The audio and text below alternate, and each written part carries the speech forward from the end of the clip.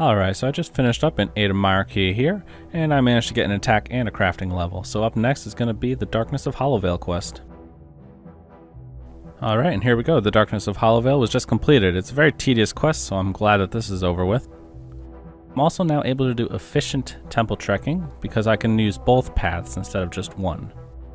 It looks like the rewards for this quest got me 3 agility levels, 2 thieving levels, 2 construction levels, as well as 2 prayer levels, so this was a very nice reward. Alright, so it looks like it's time for me to start doing some cooking. I need to save up on some food here because I need it for the temple treks. So I'm going to go ahead and cook all the food that I have, which is most likely not enough to really do much, so I'll most likely have to go fishing at some point in order to get more food that I need. And it looks like I also just completed a challenge here, so I'm going to go ahead and collect that.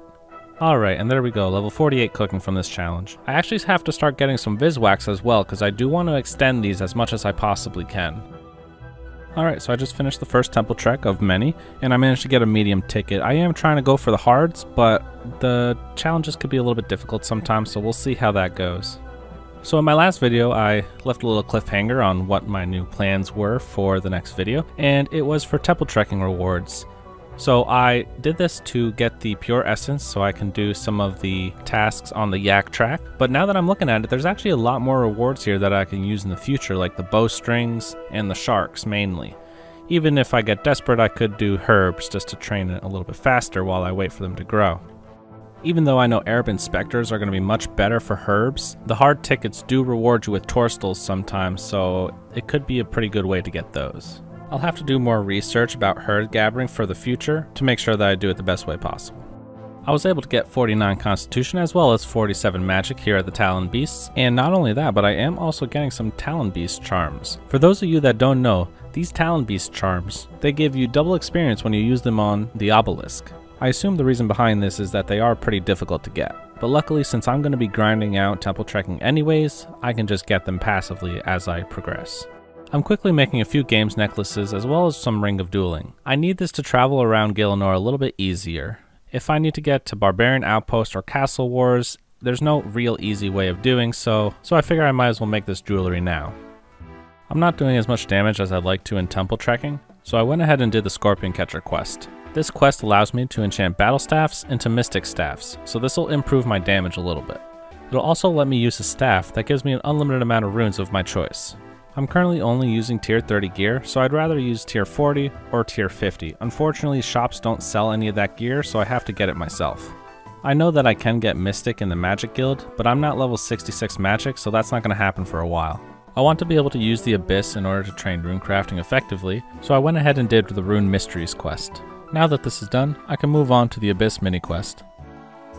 I'm very low on money, and I'm running out of supplies for magic, so I feel like now is the perfect time to come over to the quest reward point shop and just collect my free 250k.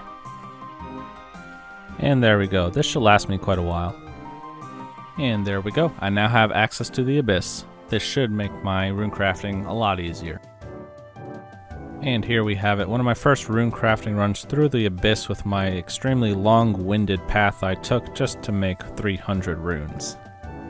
It's hard to tell if it was worth it since I could have easily mined the pure essence, but hey, I made a lot of progress, so who cares.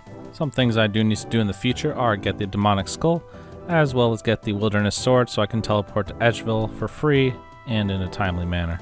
But that's future me problems. I'm going to do this yak track by crafting as many nature runes as possible since I do need them to do some high level alchemy in the future, so I might as well start stocking up now. And there we go, we got level 54 rune crafting. I can now make law runes in Intrana, so I'm definitely going to be doing that instead of buying them just to save a little bit of money. But I'm going to wait until I run out of law runes first and then I'll go ahead and do that. So I talked about a little bit earlier in the video that I wanted to get an elemental mystic staff. This would allow me to get the unlimited runes as well as give me an upgrade to my weapon. The only problem is the only way to get it is by upgrading a battle staff. So I was looking through the wiki to see what the easiest battle staff was to get. Unfortunately, they're all going to be very difficult to get at low levels, at least through killing monsters. By looking at the loot table here, the only way that I can really see myself getting it is through the medium reward caskets. It says that it's common, so hopefully it won't take too long, but I'm not going to do that just yet because I still have a few more things that I want to do before I do that. So you're going to see a lot of clips playing in the background, and it may seem random in the activities being done, and that's because it is random. I was doing the yak track at the time, and I wasn't choosing what I was doing. I like the cosmetics and wanted to build up my arsenal for Fashionscape because it's very important to look like a total beast while roaming in Runescape. So I wanted to get as much of it done as possible to try and unlock everything with the limited time that I have left. With that being said, I did get quite a few levels in rune crafting, fishing, slayer, agility, thieving, and crafting. I figure instead of going through each task, it's better to have a little mini marathon in the background so you can see what happened. In the next video there will be more structure to it and less randomness since the yak track will be over by then. Also, I'm not going to be able to finish the yak track, but I was able to get a decent chunk done. Unfortunately, I was busy and could not finish it in time. But at the same time, I'm happy that things are going to be back to normal so I could just continue to play the way I want and progress. At the same time, the yak track was actually very useful for getting my skills up. It made me train skills that I normally wouldn't do on my own unless I actually had to do it for a quest or if I needed supplies. For instance, the cooking. The only reason I would ever cook would be if I need food, or in this case, if I need to complete a yak track. There are other times you'll see me in the abyss. That could either be because I had to kill monsters for the yak track or because I needed a break and I just wanted to AFK. The reason I chose the abyss were for two reasons. It's really good experience per hour, and I have a chance of getting rune pouches to make rune crafting a little bit easier. At some point during all that yak track madness, I completed the Fremennik Trials quest. I only managed to get one level out of it in fletching, even though it gave me a lot of experience in other skills. After that, I decided to complete the Grand Tree quest. This gives me access to the gnome gliders, and it gave me a few levels in agility and range. I decided to use the combat lamps into range because it didn't allow me to do prayer or summoning, and it was my lowest level combat skill.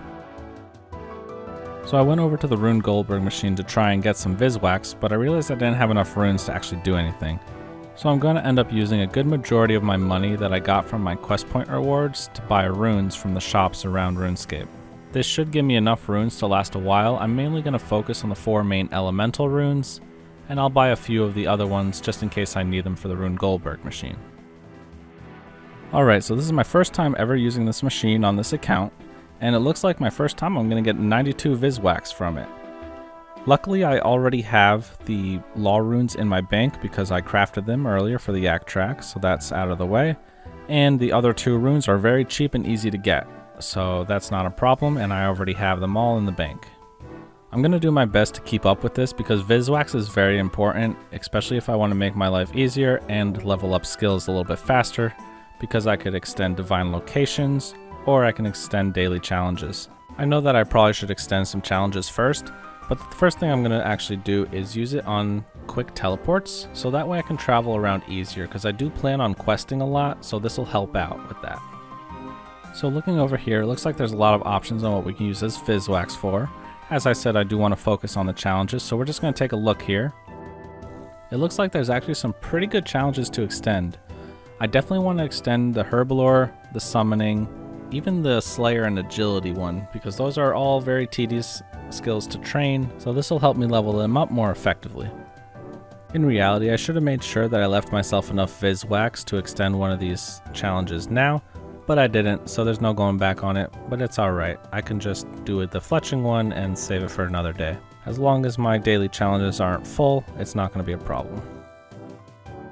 So with all that Slayer and training I've been doing in the Abyss, I actually realized that I'm level 51 attack and I can now use rune weapons. So I decided to go to the Artisan Workshop and make myself some weaponry so I can use in the future. This is going to be a nice upgrade from my adamant weapons that I've been using. I also decided to upgrade it to a +1 just so I can milk out any bit of damage that I can get from it. At this level we don't do a lot of damage, so anything will help at this point. I ended up making myself 2 sets of weapon, dual wield longswords and a 2-handed sword for AoE damage. So now I have a variety depending on what I'm killing. I have a decent amount of gems here from when I was mining them in Al-Kharid, so I decided to craft them and just see what I can get, because I do want to be able to get to level 66 so I can make an air battle staff. I managed to get from level 36 all the way to 43 just from what I had banked. Cutting gems is probably going to be my main way of training crafting just because it's so easy and fast, and I have easy access to gem rocks. And then when I have access to Prif, it's going to get even faster. And finally, we have arguably one of the most important skills of an Ironman in my opinion, and that's farming. We managed to get from level 38 all the way up to 46 this episode, and that's only with 2 trips to the beehive. I have not checked it as much as I should have, but I'm going to definitely try to keep on top of it more. It's just hard to remember when there's just so many things going on, especially with the yak track distracting me. Now that that's over, I should be able to get back into the swing of things and focus on what I really need to focus on to progress this account effectively. For my next video, I do want to focus on getting some quests done. At first I really didn't want to do that just because quests can be tedious, but now that I figured out that I can get a lot of free money from questing, I'm more motivated to do it. Not only that, but it'll also give me plenty of levels and benefits for completing them. Some examples of this are just unlocking the Excalibur, Miscellanea, Recipe for Disaster Gloves, Prif, and a lot more. If you have any recommendations on what quests I should do and what will benefit me, then let me know, because there's no way that I'm going to get every single one of them, and I don't want to miss a really good one that I might not be thinking of. Recipe for Disaster is definitely going to be on that list because it's a good way to get some power gloves, but obviously that's going to take a really long time because I need at least 175 quest points just to complete that quest. And I'll tell you what, I'm nowhere near that right now. It's going to be a long, tedious journey, but at the end of the day, it needs to get done. And the sooner I do it, the better it'll be for me. And with that being said, that's all I have for you this video, so please stay tuned for more, because I'm definitely going to be coming out with new videos, so you'll have that to look forward to. And there's plenty of progress to be made. If you're playing an Ironman alongside me, let me know what stage you're on, what you're working towards. I'm definitely interested in what's going on with your guys' account as well. And we can compare on exactly what I'm doing and what you're doing differently. The wonderful thing about Ironman is there's no set path. You literally go wherever you want, whenever you want, and you're always doing something beneficial for your account. So once again, thank you all for watching, and I'll catch you guys in the next one. Bye!